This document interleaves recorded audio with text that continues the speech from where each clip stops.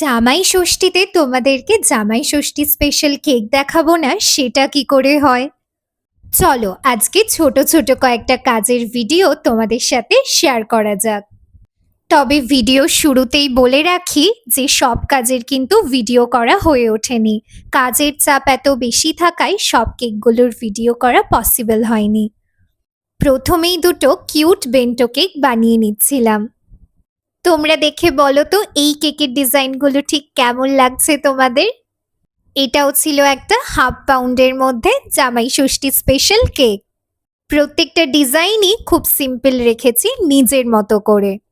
এরপরে একটা রসগোল্লার হাঁড়ি কেক আর মাছ কেকও ছিল, কিন্তু সেগুলোর ভিডিও আর করা হয়ে ওঠেনি, কারণ তোমরা তো জানো ওই কেকগুলো বানাতে বেশ সময় লাগে।